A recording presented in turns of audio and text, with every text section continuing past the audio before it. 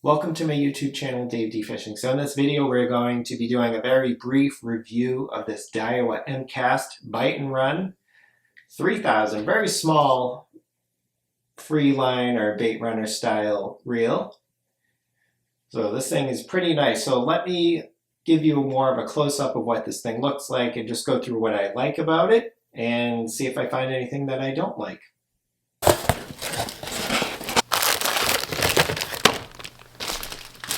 So this is the Diawa Emcast 3000 Bite and Run. Nice little compact reel. Fits in the palm of my hand pretty much.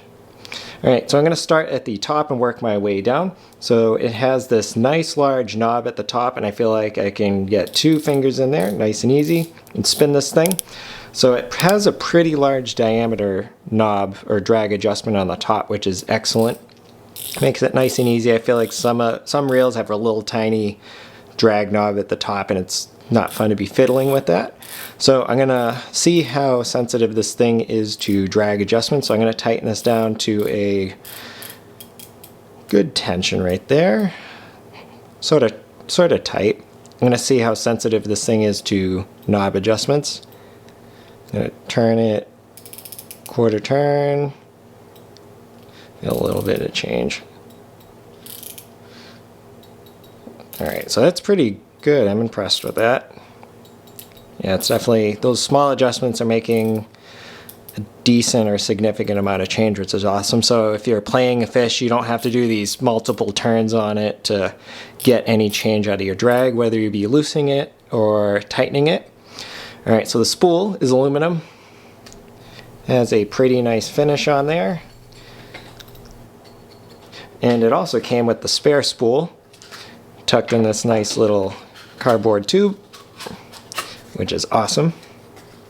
So these spools do have some grooves in there to help hold the braid or whatever line you're using, which is great.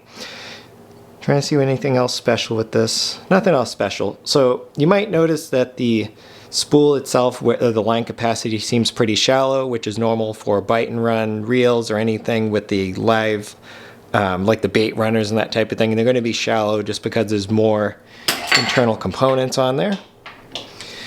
Alright, so working my way down. So we have the bail arm right here. Feels nice and positive when you go to open it. Feels like it wants to stay there. I have had reels in the past where you feel like you go to cast and you feel like the momentum of the cast is going to fling this shut. This does not feel like that, which is great. And I like the thicker gauge wire right here. This is nice, even on a smaller reel like this. Alright, and then next up is let's check the spool side to side play. So let me tighten this again to like a normal level. I'm just rocking this thing side to side. So there's little to no play on there, which is excellent. And next up, we're going to check the rotor. See if there's any, I'm putting a lot of torque on this, by the way. Little to no play there at all. I'm going to call it no play because I am putting a lot of strain on it. The rotor itself feels nice and light. You can see how easily that thing's spinning. I'm barely putting any effort into spinning it. Again, nice finish on there. Looks halfway decent. Alright, little play. Next up is this. You have a little lever right here to either disengage or engage that lock that will keep that handle from going backwards, and the anti-reverse is really instant, works pretty good. Alright, next up is the handle, working my way down. So I tightened this up already, so it came folded up in the box. Yeah, there's a little play there, but that's to be expected with this type of handle. So this handle is interchangeable left or right, so you just loosen up this little knob right here, take it all the way out, and then you can actually pull the handle out and switch it to the other side, which is great. It's not left or right specific when you go to buy this. Alright, and then the finish down here on the main body of the reel is pretty durable. Doesn't feel like it's grabbing my fingernail or anything like that. Some of my other Daiwa reels, the cheap ones, the paint feels or the finish feels a little soft, and it's grabbing my fingernail, and it's easy to put scratches or marks on it.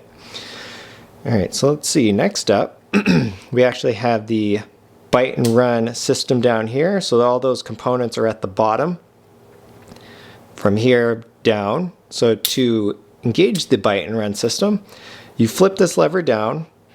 And then, by the way, everything's pretty nicely labeled. So to engage the fish, the reel is on. It's saying on, but I'm guessing you mean like the reel's on and ready to go, ready to fight that fish. And then it also says free down at the bottom, which is free line. Nice and loud. I feel like that was my biggest complaint with a lot of the bite and run reels. I feel like they weren't loud enough. Let me put this up to the microphone. Ooh, it sounds nice. I like that. So if you get a screaming run, you're going to know about it, which is awesome. And down here is the adjustment for the secondary drag system. So that's the free line system in here, the bite and run system. Has these nice small adjustments on there. You can hear that click. I'm going to put it up to the microphone again. Very nice, very good. So, and this is well labeled too, like I said, as with everything else on the reel. So less tension on the drag. You turn it counterclockwise. And then to increase the strength of the drag, or friction, you turn it clockwise. So we're going to loosen that all the way up. Turn on the freeliner and see how loud this thing is. Yep.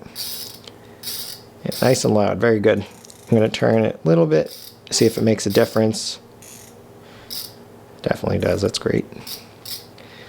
All the way on. So you don't have to turn this thing a ton to get a lot of adjustment out of it. It gets like 2 turns, 2 full rotations out of that knob, and you should have all the adjustment that you'd ever need to allow your bait to run or allow the fish to grab your bait and run with it. Tighten that about 3/4 of the way. So a couple different ways you can disengage that bite and run system. So say you're carp fishing or whatever, the carp runs with your bait. You can pick up your rod, start reeling, and that will disengage. Let me do that again. Very nice. You don't have to turn it too much, which is awesome. You can also just push the lever up, whatever you need. Me personally, what I like to do if I'm just picking up the rod to check my bait and reel everything, and I'll just do it by hand. I feel like unnecessary torque on components inside, just try and minimize it. I mean, that's just me. You don't have to do that. I'm trying to think what else. Oh, the hardware. Let's look at the hardware quick. I'm big into that. So this uses actual Torx heads on there to pull this thing apart. I feel like some of the cheaper reels, they use cheap Phillips head screws or flat screws to take everything apart.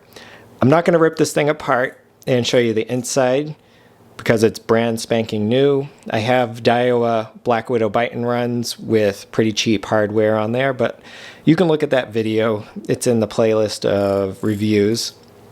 So this, I don't know if I mentioned it already, I forget, but it comes with 2 spools, which is great.